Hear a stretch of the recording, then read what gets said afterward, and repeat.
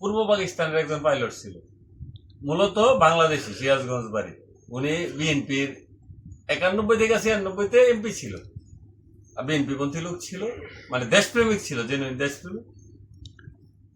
1965-তে যখন ভারত পাকিস্তান যুদ্ধ হয়, তুমুল যুদ্ধ হয়েছিল, ওই সময় সাইফুল আজম এককভাবে ভারতের 2টা বিমান দাওয়া করে একটা বিমান ধ্বংস করে ফেলছিল, পাইলট সহ। বিমান বাহিনীর মানে সরাসরি যুদ্ধে বিমান আক্রমণ করে বিমান ধ্বংস করা মানে একটা ডিফিকাল্ট বিষয়। এটা খুব কম যুদ্ধে হয়, যেটা সাইফুল আজম ভারত পাকিস্তান যুদ্ধে মানে এটা পসিবল করছে। তারপরে ওনারে প্রেশনে পাঠাইছে ইয়াতে আরব ইসরায়েল যুদ্ধের মধ্যে, মেবি 66-তে আর কি, 1966 বা 67 এরকম আরব ইসরায়েল যুদ্ধ শুরু হয়েছে। তো ওই সময় জর্ডান এয়ারলাইন্সে প্রেশনে গেছে পাকিস্তান আর্মির পক্ষ থেকে সাইফুল আজম। ওইখানে গিয়া উনি সম্ভবত হান্টার বিমান পাইছিল একটা, হান্টার বিমান দিয়া ইসরায়েলের একটা বোমারু বিমান ছিল, খুব তৎকালীন উন্নত প্রযুক্তির বিমান ছিল, ওইটারে ধাওয়া করে তার শুধু একক কৌশলে 2টা বিমান ধ্বংস করছে। পরবর্তীতে ইসরায়েল আবার আক্রমণ করে ইরাকে, একটা পলিটিক্যাল কারণে ডিসক্লোজ করা যাবে না, উনি পাকিস্তান থেকে গেছিল, ওনার নামে পাকিস্তানে একটা বিমান ঘাঁটি নাকি কি আছে, মানে এরকম।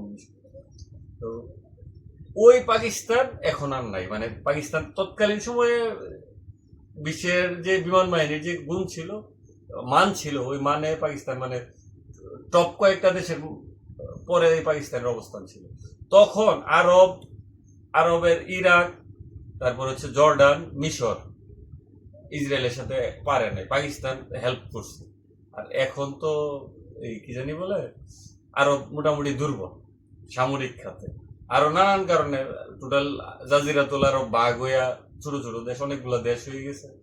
তাদের ক্ষমতা টিকে থাকার জন্য, মানে রাজতন্ত্র টিকায় রাখার জন্য তারাও ওয়েস্টের সাথে মানে পশ্চিমাদের সাথে একটা ইয়া করে ফেলছে, লিয়াজু মেনটেন করছে, যার কারণে মানে অনেক কিছু এরা করতে পারে না। আর ইসরায়েল সামরিক খাতে এত শক্তিশালী হয়েছে এবং ফিনান্সিয়ালি ইহুদিরা মানে প্রাচীন যুগ থেকেই ব্যবসা বাণিজ্য মানে অনেক আগায় থাকে, ওদের ব্যবসার টেকনিক ভালো। আর মেবি তাদের মধ্যে কিছু আছে যে আল্লাহ প্রদত্ত কোনো জিনিস আছে, অল্প কিছু ইহুদি সারা বিশ্বের ব্যবসা নিয়ন্ত্রণ করে বলা যায়।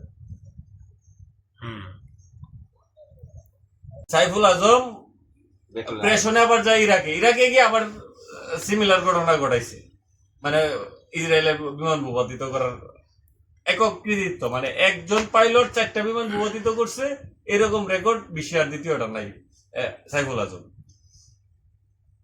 ওইখান থেকে আইসা উনি সম্ভবত আমেরিকা একটা এলিট সংস্থা আছে, মানে বিমান বাহিনীর সারা পৃথিবীতে পদবি দেয়, লিভিং ইগল। ওই 22 জন লোক লিভিং ইগল ইয়া পাইছে, উপাধি পাইছে, এর মধ্যে সাইফুল আজম ছিল একজন।